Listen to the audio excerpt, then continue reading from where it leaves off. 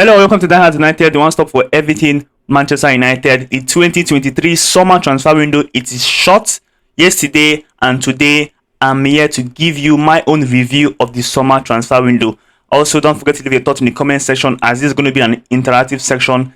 Don't forget to give me your opinions. How would you rate this summer transfer window? So I'm going to go straight into everything because it has been a really frustrating transfer window. I wouldn't say I'm going to give you my ratings of this transfer window over 10 at the end of this video, so stay tuned for that. And also, you also give me yours also. But this summer transfer window has been for the club of our standard. The transfer window has been horrible. Honestly, it's been horrible because if you check how many players we have sold and how we bought the players we bought, it's not really impressive at all. Imagine us doing two loan deals in a summer transfer window. As a big club, we are doing loan deals. How many loan deals are Liverpool, Arsenal, even Tottenham, Man City? How many loan deals are they doing? But we are doing two loan deals. But anyway, the summer transfer window started with us not signing any player in June. Of course, always being late in terms of signing players. In June, we signed nobody. Then Mount was the first signing in the summer transfer window. And the question everybody's asking is, what really is Mount's role in the team? We all know that Erik ten Hag really wanted Mount, and he got Mount now. But we spent £55 million on Mason Mount. Why did we do that? If we needed to get in a defensive midfielder to play alongside, or to also not replace in some sense, so play alongside Casemiro, and also if Casemiro is suspended or not fit, you can use that player to rest him like a backup to Casemiro. Why did we spend 55 million on Mason Mount when we already have Eriksen, who is very similar to Mason Mount? But of course, you know that Ten Hag wanted that signing and he got his man, fine and good. But we all know that in the beginning of the transfer window, Ten Hag wanted a centre back, he wanted a experienced striker and a younger striker. He also wanted a new midfielder, a defensive, and also a midfielder that will also play a midfielder similar to Eriksen. And he also wanted to keep David Deer, but at the end of the day, he decided to change his mind, and David Deer left. And that was his target.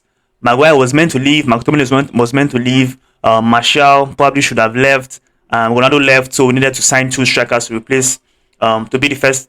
We needed to sign two strikers to be in the team. And that didn't happen because, like I said, in the end of June, we signed nobody. Then we all know that we went out for Osimhen. It was too expensive. Moved to Kane. We stayed there for some weeks. It was also too expensive, and we couldn't deal with Spurs because they didn't want to sell him to us. And we moved. But talking about other positions, Kim Min-jae, we were meant to sign Kim Min-jae. We all know that we scouted him. Fabrizio Romano repeatedly said we were interested. There was not much competition. It was just us. And we lost him to Bayern Munich because he couldn't wait. He couldn't wait for us to figure out how we're going to sign him. And after that, the second option to that centre back was Axel Disasi. It was between us and Newcastle, and boom, Chelsea came in. We missed out on him. Benjamin Pavard from Bayern Munich, we were meant to sign him. He wanted to come to United. He expressed his desire online. We like him play posts from Rafael and the rest. He couldn't wait. He went to Inter. West Ham bid 30 million for Maguire. We accepted it. He refused to leave because he wanted to be paid around, I think around 12 million to leave, and we offered 8. And because of a 5 million difference, he decided to stay, and now he's here.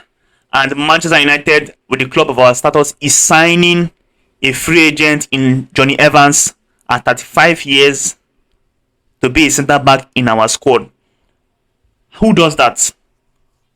This is kind of deals Chelsea, Man City, Liverpool will never do, but we are doing it, and nobody is saying anything because, well, he was a youth player, he's our boy, so let's just give him a chance, blah blah blah blah blah blah.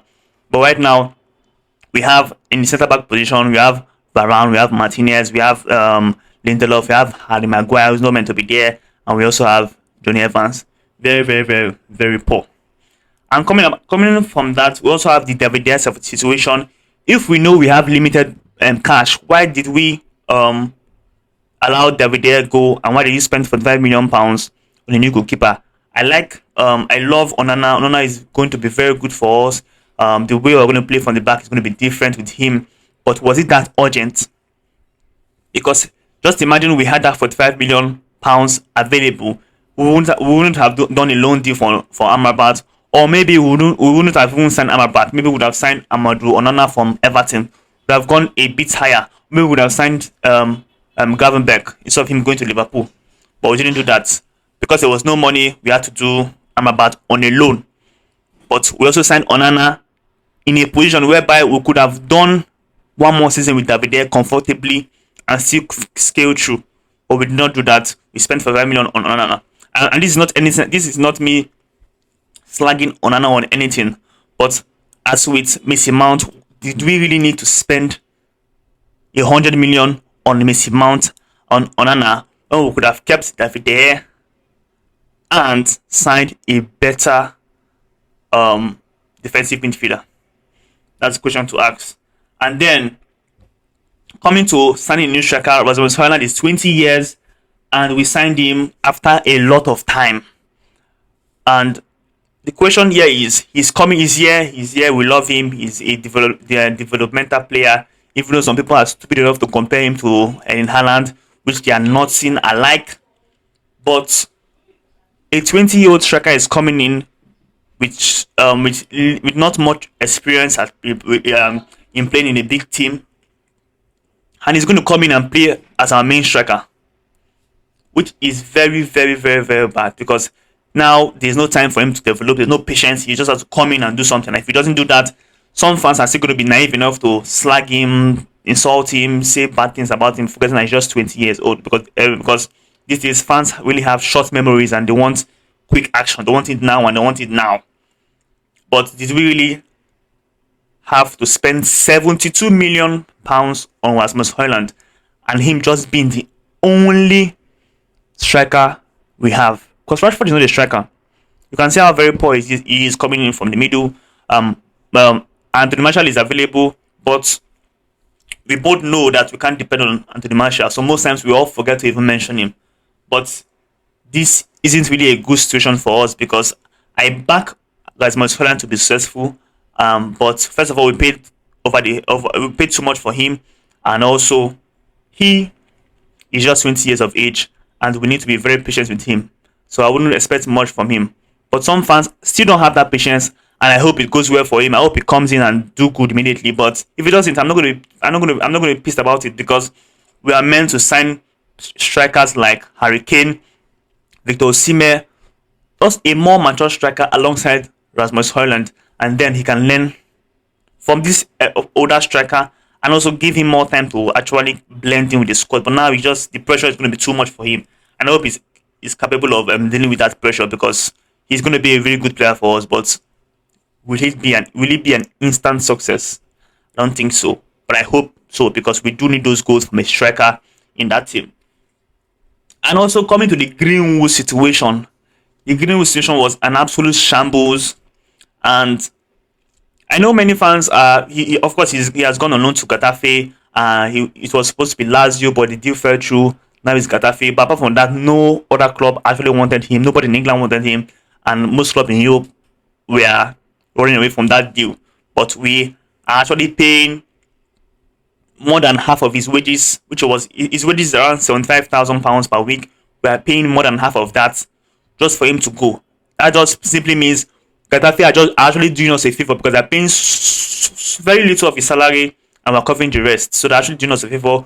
We don't want him, and they're helping us, rehabilitate him, let him get some playing time away from the squad.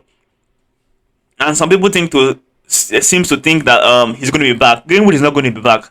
Read the room, please. Read the room. The majority do not want him back. And I know many online fans, mostly in Africa, Nigeria, want him back. But the truth is, you can't do anything from Twitter. You can't do anything from Facebook. What matters are those fans going onto that pitch, going to pay money to watch that game in the stadiums, chanting. The fans in England really do have a lot more say compared to the general fan base, because they are the ones who's going to support every player going to the games, chanting your names and the rest. So if the atmosphere in the stadium is negative towards Greenwood, there's no way he can be back. And also, apart from the our fans, talk about the general fan base of football in England. Nobody wants him back, so I don't think there's a way for him to come back. What's going to happen is he has gone out on loan, and we are going to sell him off next summer. Probably he goes up. This loan is going to help him get back to full speed. Then maybe you can sell him for maybe 5 to 10 million by next summer, and he's gone permanently. So please, if you do have any hope that he's going to be back, wake up from your fantasy, wake up from that dream, because the club are not going to make that stupid decision. They already tried to make it, and they saw the backlash. Now they're not going to try it 2 times in a row, because if that do happens, then it's going to the backlash is going to be double, because he goes out for a year doesn't mean everybody's going to forget. The pictures are still online, everything is still available. So there's no story left. His story is over. He's going to leave, and that is that. And also, the Glazers are still here. Yes, the summer transfer window was supposed to be. We had a lot of joy in this summer transfer window, because we thought that even before the summer transfer window started, that they were going to be owned by maybe Qataris or Sir Jim Ratcliffe. But it is 2nd of September, and we are still owned by the Glazers, and it was a Glazer summer, which is why we had the limited budget stuff, and we also had the FFP stupid rules. There's no money, FFP rules, nonsense. And I'm talking about FFP. I'm going to move in. The Glazers are here. We had a Glazer summer. Why did that happen? And look at how FFP was a scam. Let's see the players we were able to sell. Let's see who we were able to sell and how much we actually sold these players. So starting with it's actually very, very, very funny, because starting with Zidane Akbar, we sold Zidane Akbar to Utrecht. That was for less than £1 million. That was the first signing we did. After that, we sold Ethan Laird to Birmingham for around I think the fee was for around 7 million. Is this correct? That wasn't a bad deal anyway. But then David left free agents. Alex Telles went to Al Nassr for 11. Okay, this is actually for 11 million, for a total fee of 11 million pounds. That's what Telles went to. It was around 4 million. I'm thinking 11 here. I don't think this is correct, but Alex Telles went to the Saudi. But this question comes in: how are other teams benefiting from the Saudi league, and we are only able to sell Alex Telles to the Saudis? What's happening? No Saudi concrete offers came for Fred, came for Harry Maguire and other of our deadwood players, even Donny van der Beek and Eric Bailly. There's no concrete Saudi offer. There's no 40 million bid for Fred. No, those crazy offers other clubs are getting. We had none of that. It's crazy. We couldn't take advantage of the Saudi league anyway, which is basically free money. And then we sold Antonio Elanga for 15 million pounds. For me, that wasn't a good deal. We could have gotten more for him. And now he's in Nottingham Forest. Just won a game for Nottingham Forest against Chelsea. Good to see. But he has been a goal and assist in 3 games for him, I guess. Yeah, I think so. 3 or 4 games. And we could have gotten more from him if we had better negotiators. And also, we sold Fred to Fenerbahce for around 8 million pounds. Disgrace. I didn't believe how much we sold Fred for. Man, I don't know how to sell players. That's not a surprise. But I'm just trying to tell you that we spent around 170 million pounds this summer, but we weren't able to even sell up to 50 million pounds in outgoings. And next player we had Bado Williams going on loan to Ipswich Town. Then the Henderson going on being sold to Crystal Palace for around 15 million pounds and 20 million pounds if the add-on, I think if the clause is it an add-on or a clause that will be activated for 5 million later. But the Henderson went for 20 million for 15 million pounds. Very, very poor. Could have gotten more from him. And then Greenwood went out on loan. Alvaro Fernandez went out on loan. So I'm just trying to tell you that why we had this FFP rules nonsense excuse was because they know they can't sell players, and we spend a lot of money on buying players, and we can't balance the books. Man City spent almost 200 and something million pounds, and they sold and made a huge profit from their previous sale due to sell-on clauses on Lavia and some other players. They made almost 100 million in sales. More than 100 million. What am I saying? They made almost more than 100 million. They sold Mahrez. I forgot how much they sold Mahrez for. They sold Cole Palmer for 45 million pounds. They have made more than 100 million on sales.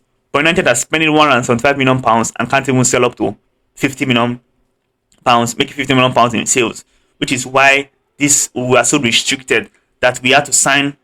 Okay, Mount was for 55 million pounds, Onana was for 45 million pounds, Rasmus Højlund was for 75 million pounds, and then Regulion loan deal, Amrabat loan deal, Evans free agent, Bayindia, our second choice goalkeeper for 4 million pounds. Disgraceful. Then selling players like Fresh for 8 million, Elanga for 15 million, Telles for 4 million, the Henderson for 15 million. It wasn't a very good transfer window. John Mota, Richard Arnold are all shit. Imagine West Ham bidding 60 million for Maguire and Scott McTominay, and both players refused to go.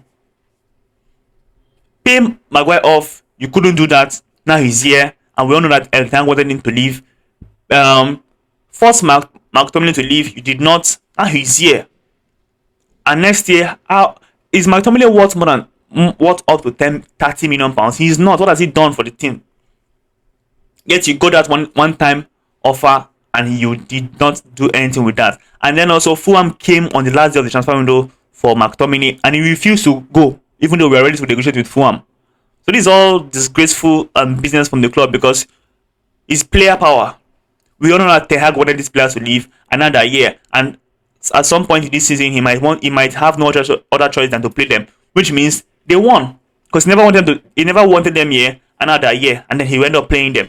They won because the structure of this club is designed to give these players power even over the manager. Are you telling me Eric Ten Hag is happy with Mount, Onana, Højlund, and 2 loan deals and a free agent and a second choice goalkeeper? Do you think he's happy with that? There's no way he can be happy with that. Man City are spending 100 million on Rice. By spending 55 million on Mount with 1 year left on his contract. We overpaid for Mount. And we also overpaid for Rasmus Højlund also. And we couldn't get goodies for outgoing. So, like the thumbnail says, we are screwed. Honestly, we are screwed because check out what's happening with other teams, and you understand that Ten Hag has to perform another miracle. Last season was a miracle from Eric Ten Hag, and now he has to perform another one because right here, right now, the squad is not looking good at all.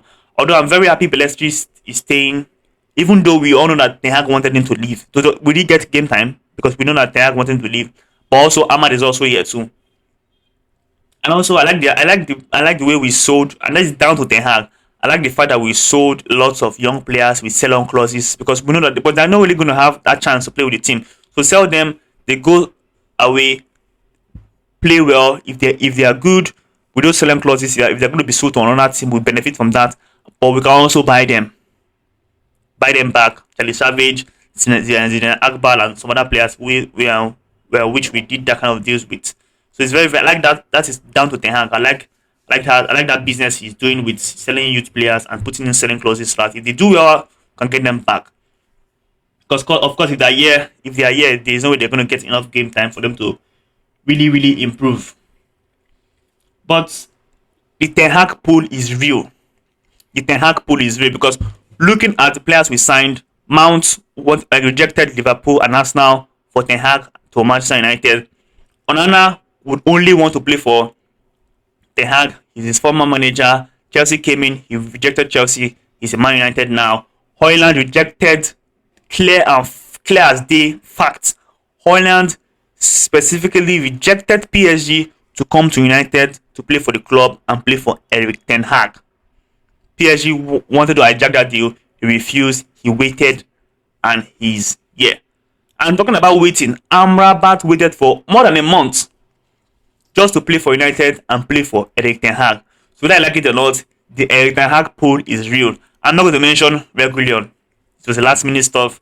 I'm also not going to mention Evans. I don't really care about Evans. And Bayindia, second choice goalkeeper, it doesn't really matter. But Mount, Holland, Onana, and Amrabat are here because of Erik Ten Hag. So the Ten Hag pull is real. And check out, Ten Hag made summer transfer window even easier for the club because he doesn't even trust them. All the players were still signing and see players that are affiliated with him. So he doesn't really trust his recruitment department even after a year. So you can see how poor it is. Honestly, if I'm going to rate this summer transfer window, it's going to be a 3/10. Because I know for a fact, if we had money, Holland will not be the only striker. Amrabat will not be the defensive midfielder would have signed if we had enough money. Mount also wouldn't have been a defender. Maybe would have signed Mount even if it was the Qataris that was here. But for a fact, I know that Holland wouldn't be that guy. Who wouldn't be the only guy. Reguilon and Amrabat loan this would never happen under the Qataris. John Evans will never be signed under the Qataris. We won't do that. And the outgoings would be a lot better under the Qataris because we would basically tell these players to F off, get out, pay them off, they leave, and we can move on from there. But yeah, we are stuck with players. Right now, 2nd of September, summer transfer window is short, even though the Turkish league is open and the Saudi league is open, but Eric Bailly and Donny van der Beek are still here. They are still here. They are still here. And some people think we have had a very good summer transfer window. Absolute nonsense. Honestly, absolute nonsense. This summer transfer window has been very, very disappointing, and honestly, I'm not impressed. My only hope is the fact that I trust Erik Ten Hag and I believe in him to actually make some changes, actually perform another miracle of giving us top 4 and maybe another cup. Even another cup is really, really not realistic, but top 4 definitely I can see us getting that under Erik Ten Hag, only because I believe he can perform that miracle. Only because of that, and also because we got Amrabat, very, very important for that midfield, for us to have some stability on that midfield, and let's see how it goes. But honestly, everything is messed up because of the Glazers still here. If they weren't here, it would be a whole lot of difference. There would be a lot of difference because even John Morton and Richard Arnold will probably be sacked by now because they are useless. But that's my own review of the summer transfer window. Leave your comment in the comment section and tell me what do you think. What do you think about the summer transfer window? Honestly, for me, it's a 3/10. Honestly, it was a shambles, and I'm happy it is over because now we can focus on players that we have, and we can see how successful we can be. Although the general transfer window is coming soon, but there's no money for anything in the general transfer window, so I'm not even hoping on that. For me, it is over, and we have to focus on the team, support the team, and support the manager. And my name is Jude. Thank you for watching this video. Do leave a comment in the comment section, leave a like on this video, and also subscribe to this channel and join this community of diehard Manchester United fans. And I will see you all on the next one.